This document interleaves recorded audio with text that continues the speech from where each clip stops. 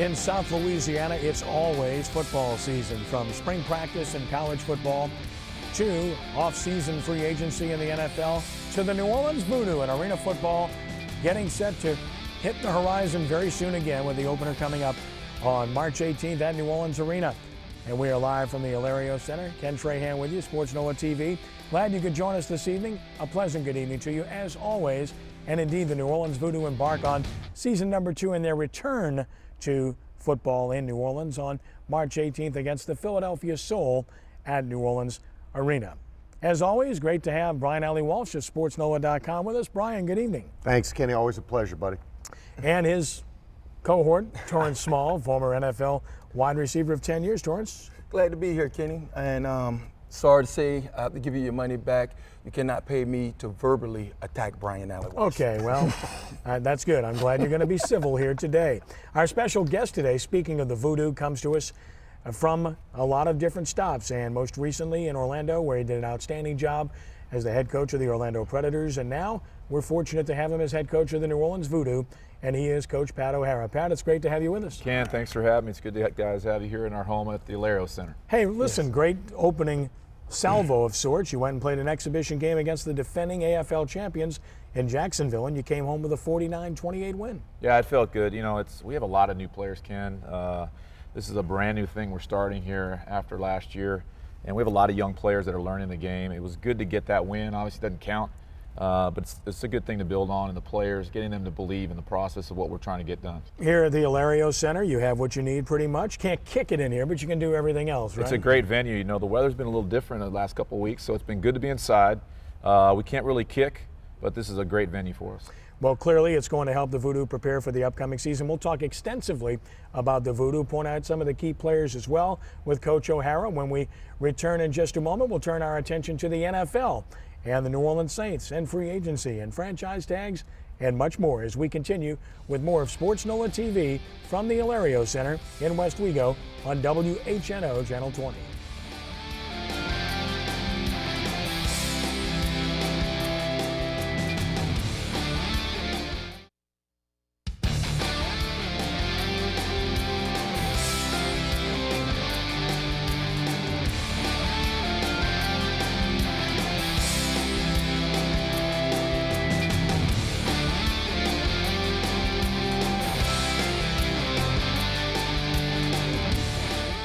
Terrific accomplishment for John Curtis. We'll talk more about high school basketball and the state championships a little bit later in the show.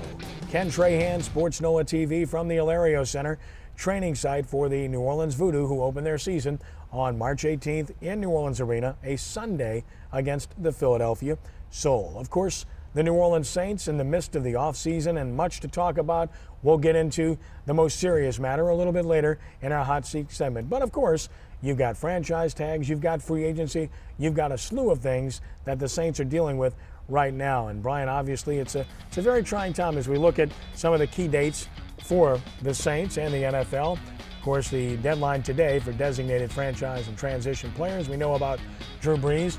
And then coming up a week from tomorrow, the 2012 league year begins with free agency, and that's going to be, I guess, Exhibit A when you look at some of the key guys where the Saints are concerned. The NFL draft is April 26th through the 28th. So, Brian, as you look at some of those dates, your impressions of what's happening with free agency and the Saints at this point in time?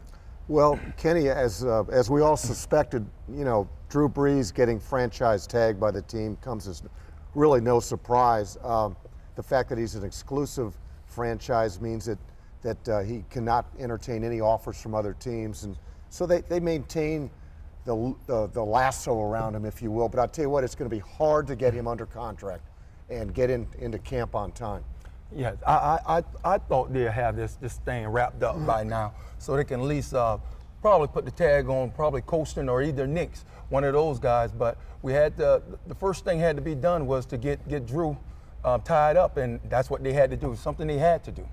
Pat, as a coach, clearly you look at it from a coach's perspective. I know Sean Payton does too, and you want your quarterback first and foremost. You want your best player taken care of. So this is a little bit unusual. The coach has to sit back and watch because there are other elements involved in this. And you know, really, and Ken, there's a lot of things that we don't know about that really go on within a team there's so much that the general manager and the head coach and that whole scouting department have things that they have to manage and deal with, and they deal with individual players differently away from the media. So I'm sure Drew is in communication with management, and there's a plan there to make sure that quarterback's taken care of. Well, we want to take a look at just what the franchise tag means, because we use this terminology all the time, and here's what it means, just to give the fans some perspective on this, Brian. Each NFL team can franchise one player who would otherwise be an unrestricted free agent. An exclusive player means that player can only negotiate with the current team. Non-exclusive can negotiate with any team. The player changes teams, the current team receives 2 #1 draft picks. And then, of course, there's a contract. 2012 average of top 5 position starters, or 20% raise, and the deadline to sign the multi-year extension is July 16th. So that gives an explanation, and that July 16th date is very important where Breeze is concerned. Yeah, Kenny, the nuance about this whole exclusive free agent tag is that the with the camp, with the camps opening in excuse me. Help him out. It's my cold. All right. Can you pat him in the back? Yeah, pat him in the back, man. See, you always help man. out. You have to hit him a little He sounds harder better than that. already, Well, man. I'll tell you what. Hit him a little harder. Thank you, my friend. You got it. That's a Hat helpful. off his head. With the camps opening up and off-season programs opening up, I would suspect that they're going to not have Drew Brees right away. And with the July 16th tag, and I understand that Drew doesn't like the idea of this tag in the first place. So, this, what was believed to be an affable association, has become suddenly acrimonious. Let's look at this thing now. Let's look at this.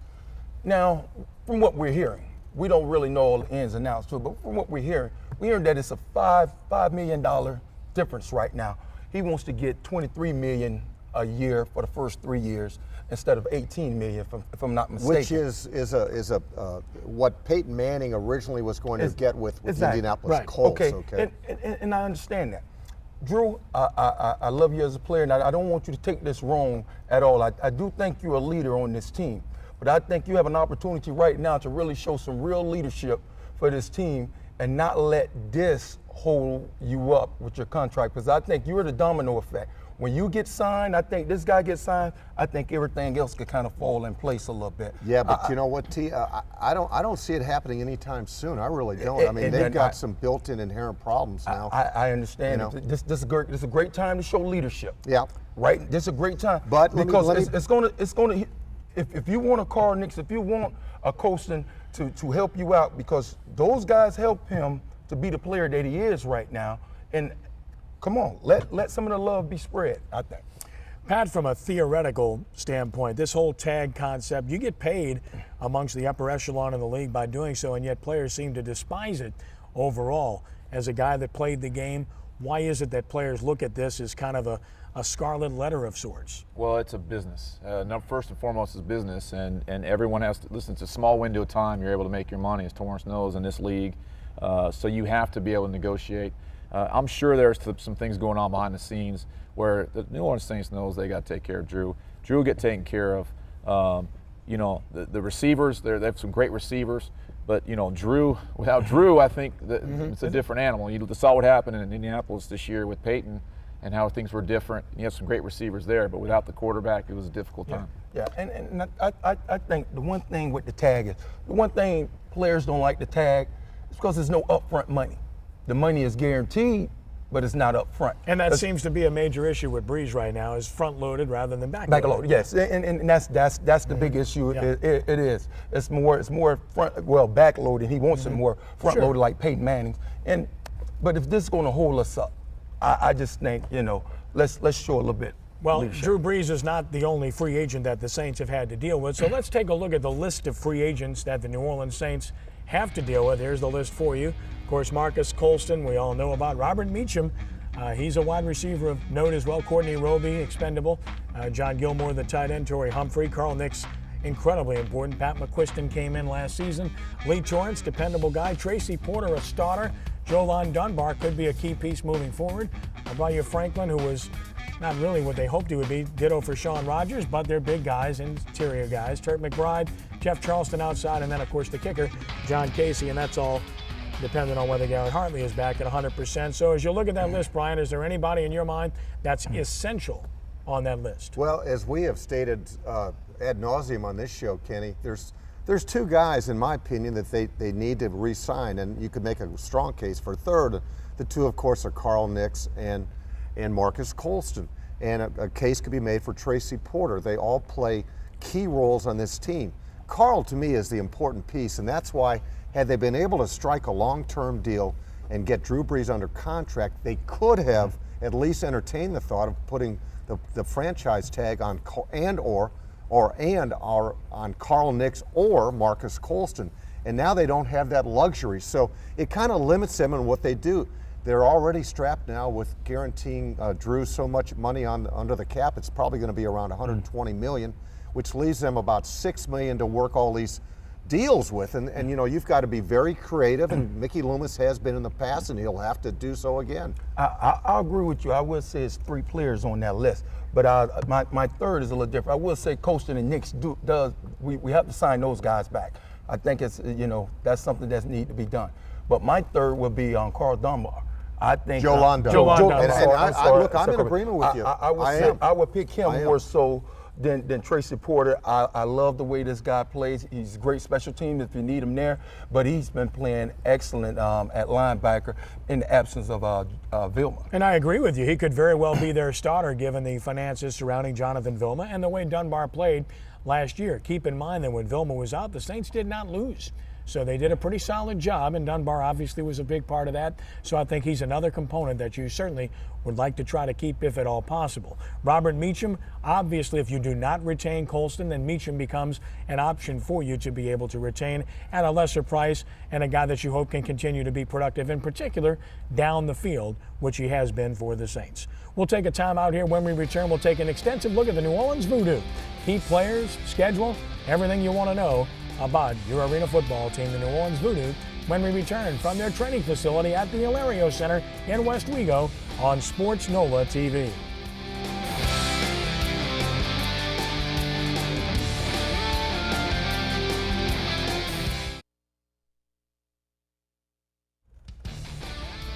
Our Sports NOLA TV trivia question of the evening: what was the name of the first arena football franchise to call New Orleans home? The name of the first arena football franchise to call New Orleans home? Think about it. We'll give you the answer a little bit later in the show. I have first-hand knowledge there, so I will recuse myself from this particular question. Ken Trahan, Sports NOLA TV, from the Hilario Center in West Wego, where the New Orleans Voodoo are preparing for their start of the 2012 season, March 18th against the Philadelphia Soul at the Graveyard. Pat O'Hara, the head coach of the Voodoo, with us. And Pat, as we talk about the team a little bit, I mean, this is a team that clearly has talent, and not to demean anything that was here last year, but there's more talent on hand. It's simply a matter of fitting some round pegs into some round holes with some guys who maybe don't have a lot of experience in this game. Yeah, we're pretty raw as far as our arena football experience. We actually have some young guys right out of school, but very talented. Some guys that went to NFL camps, didn't quite make the cut. So there's a lot of teaching going on, Ken. We're spending a lot of time in the film room teaching this game. It's a different game, and I think they've adjusted well this first week. We're in week 2 now. We got a good dose of some playing time in the preseason. That was a good thing, but we have a long way to go. We have a lot of teaching to do before that opener on the 18th. Well, there are some notes of interest regarding the Voodoo in 2012 that we want to point out to you, and obviously these are some of the notes as we take a look at those. Only 7 players that spent any time here in 2011 are back this year. Of course, all 3 wins last season, as we well know, came on the road. One of them was not against Pat's team, by the way. 10 Louisiana natives are in training camp, and of course that's a big item with Pat and this Voodoo organization. And the final roster is due to the AFL office by 5 p.m. on Friday. You've assembled a team, Pat, of players you know. You brought back a few players from last year that you thought could contribute, and obviously getting to that final roster is never easy. It's not easy. You know, one of the things when I got the job in August, we really wanted to get people that wanted to be here, not people that felt like we were doing a favor for them. We've got people that are hungry, want to be here. We've got 10 players from the state of Louisiana, which I think is important. We've got to take care of our backyard, Ken, and I think we did a pretty good job of that. The players we have in camp, they have a lot of pride in this community and where they're from. Yeah. Let me ask you this here. Do you guys have the contract problems that they have in the NFL? Yeah, well, that's one of the good things about our league is it's a standard minimum contract, and so everyone makes the same money, and so that makes it easier recruiting. So basically, it comes down to proximity of where they want to play, and maybe the coach in certain aspects of that. So I think New Orleans was a great recruiting tool, and really in our backyard we have tremendous players in the state, so we really focused in on that. Pat, when we were talking off air, you were talking about this team's coming off of 3 wins last year, and they were all on the road. And you're being projected either to finish bottom of the road or middle of the road. You kind of like flying under the radar with this team, don't you? Yeah, it's different. You know, last year in Orlando, the expectation was win the Arena Bowl every year, and last year went to the playoffs 2 seasons. We had winning records both seasons. We missed the Arena Bowl by a missed field goal at the end of the game there in 2010. So we had a lot of success. This is a different thing. Not that our expectations are any different. But yeah, this is a different deal. You know, this team didn't win a home game last year. They haven't won a home game since 2008. Yeah. So there's a lot of pride there. Our goals are to get that first win at home and then move forward. Let's take a look at the New Orleans Voodoo 2012 schedule. Of course, as mentioned, it opens with the Philadelphia Soul, a Sunday afternoon game at 3 p.m. and then a quick turnaround for a Friday night home game against Milwaukee at 7 p.m. in the arena. So 2 home games to open the season and 3 of the first 4, because Tampa Bay is in here on April the 6th. And of course, as you look at a few of the others, Jacksonville, the defending AFL champs, May 4th, and those Predators of Orlando coming here on May 18th. It's an attractive schedule. It's one that has extensive travel, and it's one that you look forward to navigating. Yeah, I'm excited. We have a great challenge, our opener against the Philadelphia Soul. On paper, people are thinking they're going to win it all. Their slogan is, "We got this." So we're excited about. I think we're still going to show up to play, and we're still going to show up and give it the college try. But no, we're excited. We're excited, and we can't wait to get it cranked up. We have a lot of work to do before that, but we're excited. We got this. Is that a new Bon Jovi song or something? I don't get it. Hey, I like it. I like the slogan. Hey, I have one question. There's been a question in the NFL as well. I'm gonna throw it at you. T.O. or Randy Moss? Oh my gosh. That's not fair. Well, I'd probably go with Randy because I think T.O. with the knee, I think it slowed him down a little bit. I'd probably go Randy. Oh. Pat, who's a guy that we should look for that maybe isn't on everybody's lips right now off your club? You know, we haven't talked a whole lot about individuals, Brian. Yeah. You know, we've been really focusing on team concept. It's an 18-game schedule. It's such a long season. It's 6 months. The guys live together. They eat together. They practice together. You've got to have a good locker room. That's something you have to have in this league. I've played on 5 Arena Bowl teams as a player, and we won 3, and every one of those Arena Bowl teams had good chemistry. So, you know, we're not really talking about individuals. There's a lot of guys out there that will make their mark on their own, and you guys will know about it. And that's really what we're trying to build right now is that team concept. The Jack linebacker, though, is a guy that you're bringing back and has got some experience here, right? I'll talk about Alvin Ray. I think Okay. Alvin Ray was the best defensive player in the team last year for New Orleans. When I was playing against him, he jumped out on film. I was like, who is that guy? Yeah. Thankfully, we got him back. He's a team leader. To me, he's one of the best Jack linebackers in the league. We're fortunate to have Alvin Ray. Yeah, Jackson the Jack. It fits very, very well. There you go. Of course, as we take a look at players to watch, clearly you start at quarterback and you have a competition here. Kurt Rocco, an experienced guy in this league. Brian Zemanowski has some experience, played well in the exhibition game. This is a good situation for you. It's a good situation for the Voodoo. I think we're in good shape there. We've got 2 quarterbacks that have taken a lot of snaps in the Arena Football League. There's a training mode and a learning mode, and you got to grow up in it. It can be difficult, but these guys have both played well. Kurt's younger. Last year was his first year. He's done a tremendous job at Cleveland, led the team to the playoffs as a rookie.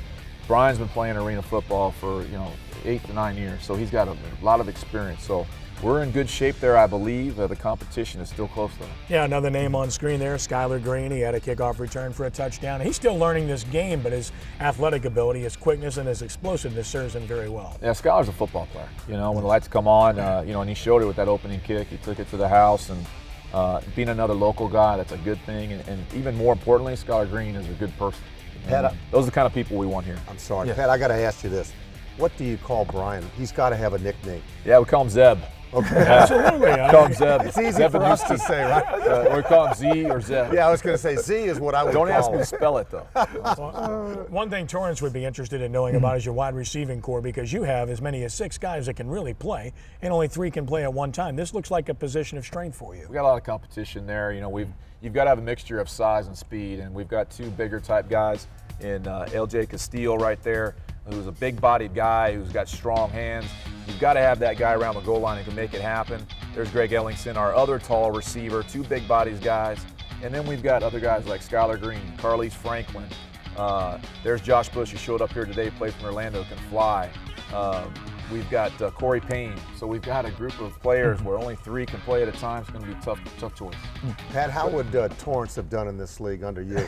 Well, I like Torrance because of his size. I know you keep talking about tall guys. And Torrance would be out there at that Z position running fades and slants and bodying people up like basketball and going up and getting it. You know, the beautiful thing about Torrance is he'd love high motion because then his 40 time would improve to under 5 seconds. There we go. And there we go. You like that? I love it. Okay.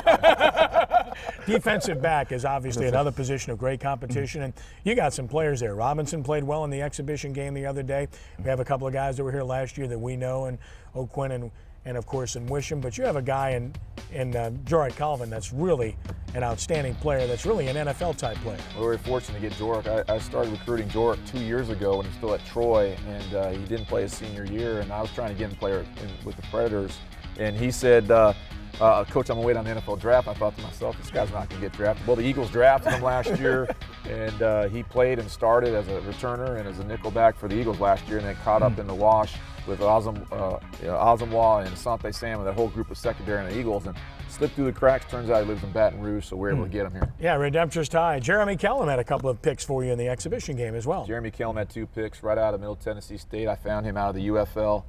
Really, he was a guy when the lights came on the other night, really showed us some good ball skills. Well, clearly this team is positioned to be a better football team. Tickets at AFLVoodoo.com. You certainly want to go there and get your tickets. 2 games in less than a week to get it started. March 18th against the Philadelphia Soul, and then coming back that Friday night on March 23rd against Milwaukee. Get your tickets to AFLVoodoo.com to see your New Orleans Voodoo in 2012. Pat O'Hara, thank you for spending time with us. We look forward to doing this frequently during the course of a winning season. There you go. Thanks for having me, guys. I really appreciate it. Thank you. It's all good. Nice to meet you. Coach Pat O'Hara, the New Orleans Voodoo. We'll take a time out here. When we return, we'll put Brian Ellie Walsh on the hot seat, all about Bounty Gate, as Sports NOLA TV continues right here on WHNO, Channel 20.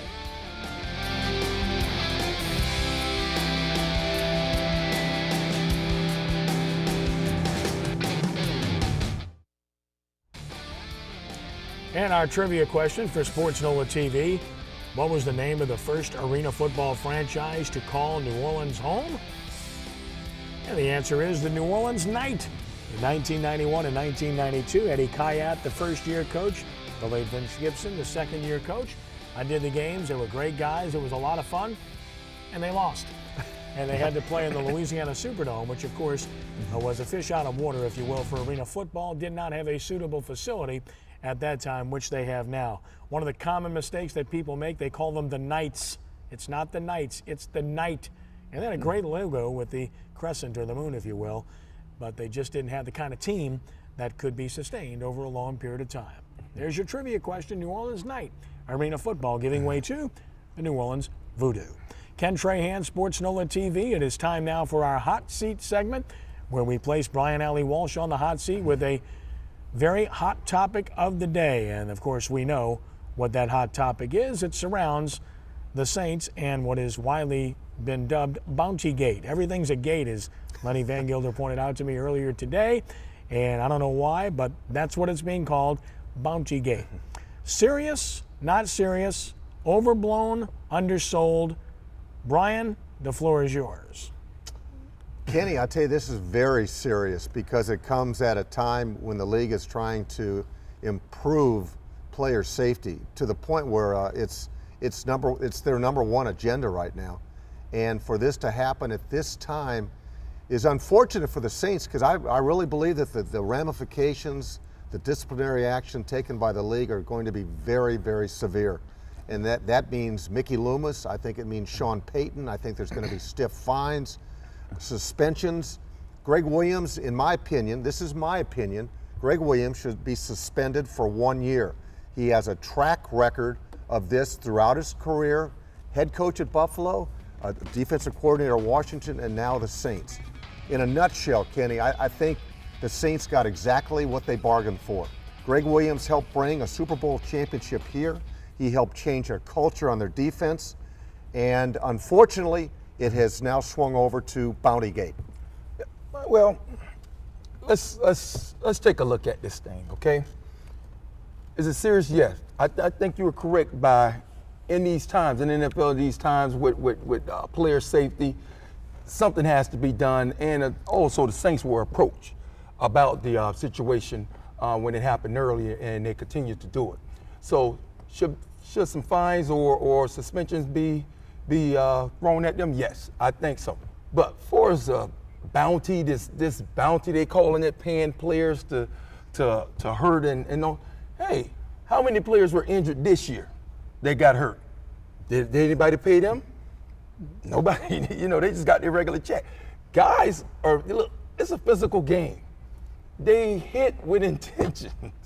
You hit with intentions. T, I tell you what, I'm so sick and tired of that. To me, that's an excuse that not an excuse. That other teams have done it, that it's allowable under this cloak or this umbrella of this is NFL football. That it's a violent game. It is. It is a violent game. It is. But you don't throw $10,000 on a table and say, this is for the man who takes out the quarterback of the Minnesota Vikings. Let me ask you this here. You just don't do that. Was it illegal?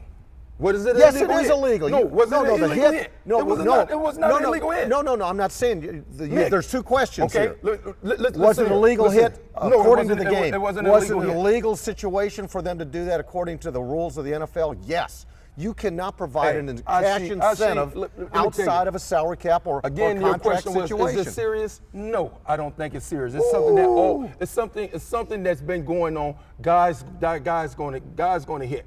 That's just it's like a kitty. You saying $10,000?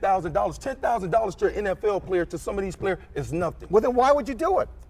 It's just it's like a game. A game within a game. To you, $10,000 is big to you. But to me as a player, when we were making that money, $10,000 was just a little. Let me ask you this. Did they ever do it under Jim Mora? Was this ever done under Jim Mora? I'm gonna tell you this. Was it ever done under Jim Mora? Just answer the question. Listen, no, I'm not gonna get into what used to happen in the locker room, but I'm gonna tell you. Somebody did with the Saints. Listen to me. People have been playing the game like this for a long time.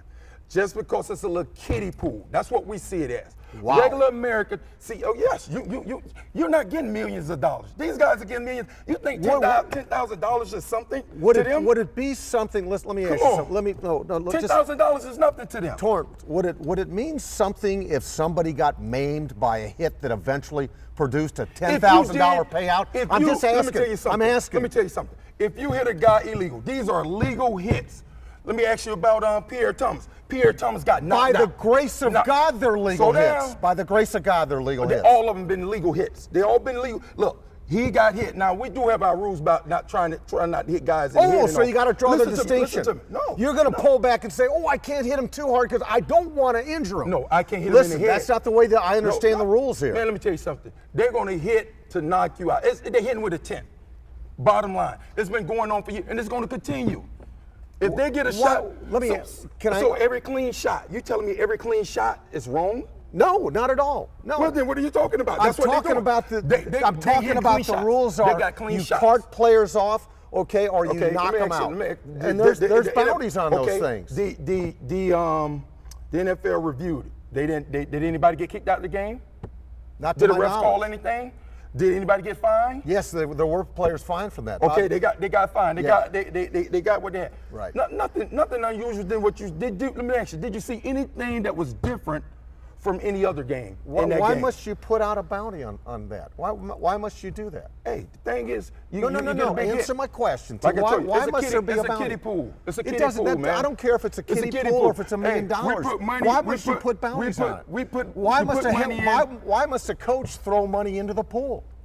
According to the NFL report. Yes. Hey, like I say, guys, it doesn't matter. This goes beyond guys being guys, in my opinion. $10,000 does not mean anything to these guys. It's a little kiddie pool. Guys will take that and go blow it. By the grace of God, somebody wasn't maimed for $10,000. There you go. For the grace of God. I'm glad Pierre Thomas didn't, he's able to continue to play. I got knocked out. I don't. Do you think anybody might have put a bounty on you? And don't care. Because now that I know you, I think I'd have put a bounty on you. Let me tell you. Every time I come across that middle, it feels like somebody had a bounty on me. I bet. Every time I went across that middle, it felt like somebody had. Yeah. And that's in Let the me ask game. you, That's natural. All right, let me man. ask you something. Would Guys, you feel any? If it's a legal hit, I don't care. Would you feel any differently? I don't care nothing about that. That's part of the game. So would you feel any differently? And if you ask any other NFL player, if you go around and you interview most NFL players, they're gonna tell you that's nothing. The seriousness of it is it's nothing about putting some money in a pot and winner take all. That's all it is. Put money in a pot, winner take all. T, would you feel any different? That's all it is. That's all. Could I get a word in here? Just would you feel? Let me ask you this here then, real quick. You know I'm not gonna let you talk. What if we put some money in the pot? If I had $10,000, I'd put it on right here now. But you focusing on the money. You focusing on the amount of money. No, you focusing on the amount of money. That's what you're focusing on. Well, but that's the illegal part of it. That's the illegal part of it. Man, we don't. I'm just saying that's illegal. Can I ask you? It is. I'm gonna tell you now. Force the laws and stuff. True. What I'm talking about, the seriousness of it. I don't see is that. All right, you've established your point. May I do this? Quickly now, guys. May I ask you one more question? Go ahead. Would you feel any differently if you were put out of a game and hurt seriously, knowing that that person who hit you just earned $10,000 from a illegal? pool? Illegally? Illegal. Illegal, I don't care. Okay. Legal, I don't care. Okay. That's part of the game. Would you feel like you were owed half of it? Illegally, that's different. All right. Thank you, guys. Great debate. Glad to see you're so spirited. The bottom line is this, and I think Torrance alluded to it toward the end of his diatribe. What's legal is legal. What's illegal is illegal. Clearly, the league identified that there were some things going on here that were outside of the rules of the NFL. It doesn't make any difference what you think of the rules. I happen to think some of the rules that exist right now are ridiculous. As I wrote at sportsNOLA.com, if you think there are dresses on quarterbacks now, you might as well put stockings on them after this, because there's going to be more legislation coming down as a result of what transpired. I don't like some of the rules. I think some of them are ridiculous, and they've taken football out of a lot of the game, in my opinion. At the same time, this was wrong. Why was it wrong? Because they broke rules, and they knowingly broke rules. And when they were told about it, apparently they continued to break rules. It's no different than whether or not we agree with traffic cameras. They're the law. I happen to think they're unconstitutional. Fortunately, I haven't had to pay one of those things, and I don't know if I would if I got one. That said, it's the law. We operate in a lawful society for a reason, and the NFL has to have laws in place to govern the game, to make the game at least on the up and up for everybody that views it and for those who participated. And I think some of these rules are a little bit restrictive, frankly, but because they knew about this, then clearly they had to address it and deal with it. And apparently, according to the league, they were told to address it and did not. Therefore, this is serious. Therefore, there will be serious sanctions coming down. Marvin LeBlanc is typically with us at this time, the marvelous one, but Marvin could not be with us today. We want to encourage you to go to marvinleblanc.com/TV and check out the inspiration that Marvin LeBlanc provides all the time on how to live a positive lifestyle. That's marvelous Marvin LeBlanc. We hope you will. When we return in just a moment, we'll turn our attention to basketball of all classifications when Sports NOLA TV continues.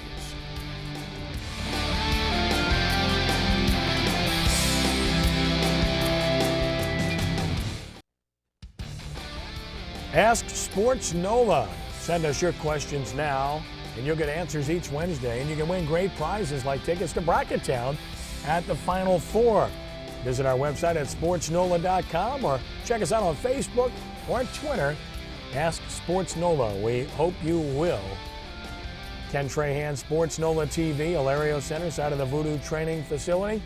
And Brian Alley Walsh and Torrance Small after a heated exchange. Well, we just had to make sure that we brought in a new guest to make sure that they don't. Let me at him! Let me at him! It's a heck of a deal. Big I Red. think it's appropriate. Big Red is here Red. to make sure that these guys are civil the rest of the way. Boy, isn't Pat O'Hara glad he left. The New Orleans Hornets left town because they are embarking on a 4-game road trip because of the SEC basketball tournament that's going to be in New Orleans. Let's take a look at some of the Hornets' most recent results coming off of the All-Star break. Hornets played great in Chicago, had the lead with under a minute left, could not hold it, lost to an elite team in the Bulls. 99-95. It might have been the Hornets' best performance of the year in a loss. And the Hornets came home off of that, though, and they laid an egg and got beat by Toronto, a mediocre team at best, 95-84.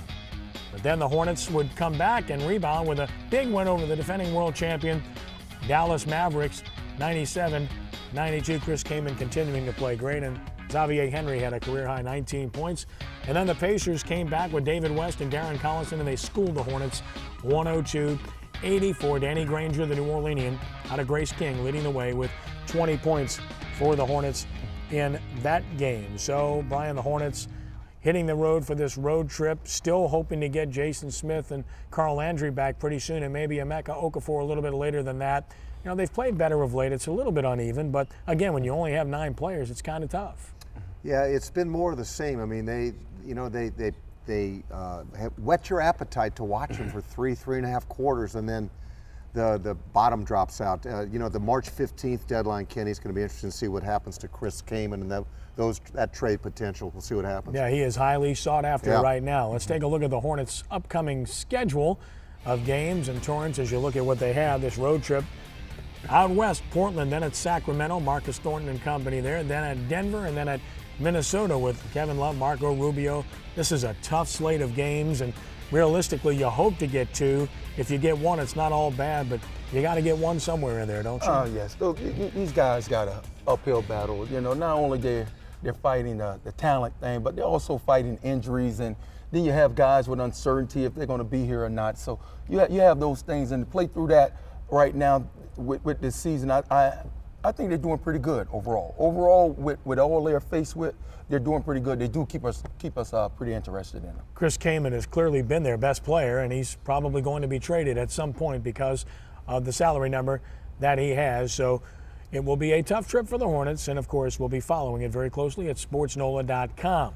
College basketball. Well, we've arrived at that time of the year. Conference tournaments galore. More next weekend, and then Selection Sunday.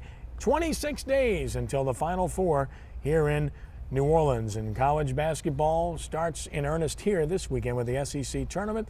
Nice to have a big event here, Brian, as we look at some of the interesting teams and schedules of each conference's championship. Conference USA, Tulane, of course, playing UAB on Wednesday, the Big East, the Big 12, the Pac-10, the ACC, the Big 10. This is a very exciting time of the year for a guy that came from Indiana. You can appreciate this. Kenny, I love this time of year. There's no better event in my opinion, from a college standpoint for sure. And to have the road to New Orleans conclude here in the Big Easy on April the 2nd, I couldn't ask for more. And my alma mater is opening the Big Ten tournament against Penn State on Thursday up in Indianapolis. So good luck, Hoosiers. There you go. Love to see him come down here. What about Alcorn? Good question. We're hoping Okay. to come out of the SWAC. Okay. Well, all right. that's why they play it. You know, That's T, right. that's Play why the they game. play it. You have to play the game. Absolutely. You have That's to play the game. Absolutely. All right. I always alluded a to the Cinderella. SEC tournament in New Orleans this coming weekend. Let's look at the schedule here for New Orleans Arena this weekend in the first round. LSU opens with Arkansas. Tigers fall to an 8 seed. Could have been a lot higher, but they spit the bit late. Alabama takes on South Carolina. Ole Miss against Auburn. Mississippi State taking on Georgia. Of course, Kentucky swept through the conference unbeaten. Tennessee, the 2 seed, Vanderbilt, 3rd, Florida, 4. Those 4 figure to be in the NCAA tournament, and maybe one more, Brian. Kenny, do you think LSU could get in if it reaches the final of the No tournament? shot. No way. No, they they're would done have now. to win it. Absolutely, they're done now. Okay. That went away with Yeah. their lousy performance late in the season. I know they were making a Yeah. surge there and then just fell back. You know, you're right. SEC has been a coach his downfall throughout the last 3-4 years, really. 3 Trent years. Johnson really. has Yeah, struggled Trent- a yeah, bit in Trent conference Johnson. play. There's no Yeah. question about that. And Torrance, Kentucky looks like not only the favorite in the SEC tournament, but maybe the favorite nationally and certainly the number 1 seed nationally. Oh yes, very talented group right there. They can beat you outside, they can beat you inside, they can run the floor, they can play half court, they can trap. They do it all. They do it all, and they do it all well. So we have the countdown to the Final Four, of course, and 26 days, there it is. And of course, the Final Four moves next door to the Mercedes-Benz Superdome after the SEC tournament is at New Orleans Arena. What a great time for basketball in this city we have right now. Hornets will be playing some home games mixed in as well. So if you like basketball, you will get your fix. And of course, you're getting your fix on the high school level as well, where we are ready for state championship games, boys and girls, under one roof in Ruston at the Thomas Assembly Center on the campus of Louisiana Tech. And as you scan down the schedule, you'll find some teams of great local interest. Of course, some of the games of note: St. Augustine and Peabody for the 4A state championship Saturday at 8 p.m. That's the wrap-up to the event. Maybe the game of most interest locally is Riverside and John Curtis, the 1 and 2 seeds, on Saturday at noon to decide the 2A championship. And Pelicans going for 2 championships as well. The Salmon Lady Spartans are also playing for a state championship. And clearly we wish them nothing but success as well, as they have an opportunity to succeed. As we look at some of the girls' pairings, we mentioned Salmon. Of course, Albany, another team in our neck of the woods, playing for a state championship in 3A. The John Curtis girls taking on Iota Saturday at 2 p.m. I alluded to Pelican. Their boys and girls are both playing for state championships. Same is true of John Curtis. And again, this is at the Thomas Assembly Center in Ruston on the campus of Louisiana Tech. We'll have full coverage at sportsNOLA.com. And Brian, I think I mentioned Riverside and John Curtis. They've already played 3 times this year. You know, as Woody Allen would say, play it again, Sam. Right. 4 meetings, and Riverside's won 2 of the 3. So you talk about knowing each other, this is going to be a great game. Absolutely. What a fitting way to determine the championship in that class. And congratulations to them that they both get here. Would you say that John Curtis is the winner of this? Might be the best team in the state? I don't know about that. no, I'd say it'd be close. I think Yeah. St. Augustine clearly is there. Scotlandville Yeah. in 5A is clearly there, who has a win over St. Augustine this year. So, but they certainly can play with them. There's no question. Malik Morgan of John Curtis leading the way. Rico Gathers leading the way for Riverside. I mentioned St. Augustine. They were very fortunate to overcome Perry Walker Torrance in the semifinals. The Chargers had the lead almost the entire game. St. Aug got them in the last 2 minutes of that game to advance. They were playing them for a 3rd time. That's tough, but they got it done. It's tough to be when you play teams multiple times. It's hard to get those multiple wins on them because you have the experience and you know them that well. So, but they came out great talented team there. They're long, they're rangy, they can run, they're fast. A lot of talent there. I look for them to win it all. Well, it's really interesting on the girls' side, too. A couple of interesting notes. Salmon, one of their star players, a sophomore, is none other than the daughter of P.J. Brown, the former New Orleans Hornet. And she's all that, by the way. She's real good. And then with John Curtis, of course, you have LSU signee Darielle Youngblood, affectionately known as Tank. And she is tough. And John Curtis will be tough for Iota. They're the 3 seed, but frankly, I'd consider them to be the favorite in the girls' championship game on the 2A level. And Salmon, they have a great chance to win it too. As mentioned, everything going on in Ruston, it changed this year. Boys and girls together, all in one place. Pretty good trip to get there, but this was predetermined. So just get ready to make the trip to Ruston. Games on Thursday, Friday, and Saturday in Ruston. And of course, we will have full coverage at sportsNOLA.com. We'll take a time out here. When we return in just a moment, we'll turn our attention to baseball, high school, college, and more when we continue from the Hilario Center, home of the New Orleans Voodoo Training Camp, on sportsNOLA TV here on WHNO, Channel 20.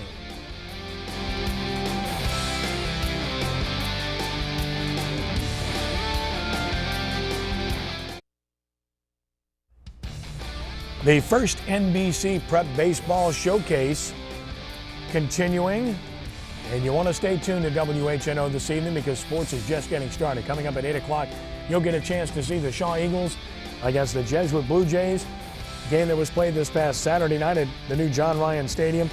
All we're going to tell you is it's an outstanding game, compelling, and it goes down to the last pitch. How's that for a little bit of a tease? You want to be watching as Shaw takes on Jesuit tonight here on WHNO. Channel 20 is part of the first NBC Prep Baseball Showcase. Ken Trahan with you, Brian Alley Walsh, Torrance Small from the Hilario Center in West Wego. On the college baseball scene, LSU and Tulane getting ready to do battle tomorrow night. Wow, what a matchup.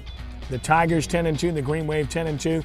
6:30 p.m. matchup at Turchin Stadium. 300 all-time meetings, LSU leading the series. It's the first of 2 games that they'll play this year. The other, of course, will be at the Box. LSU won both games a year ago, but both teams missed the NCAA tournament a year ago. And Off to 10-2 starts, Brian. This game has a lot of interest because LSU's a ranked team right now. Tulane is not, but Tulane's gaining traction. I think this is an important game for both teams. Yeah, even though it's a weekday game, it involves two tremendous rivals. And it'd be interesting to see who throws tomorrow night, you know, when it comes to either they're going to be weekend starters or not. Kenny, do you know who might open for either club? Well, they're going to stick with their weekday starters because they both have weekend series coming up of significance. So Torrance, obviously, it's not just for bragging rights. Both of these teams missed the tournament last year. That's why this game is very important, you know, in the power rankings, you know, in the RPI, to get yourself a key win against an opponent that, you know, is ranked pretty high and figures to stay that way much of the year. Yes, this is how you get your name out, by being a ranked team. And I think Tulane has a lot to gain out of this game, as well as LSU. LSU is trying to get back to that dominance that they had once before.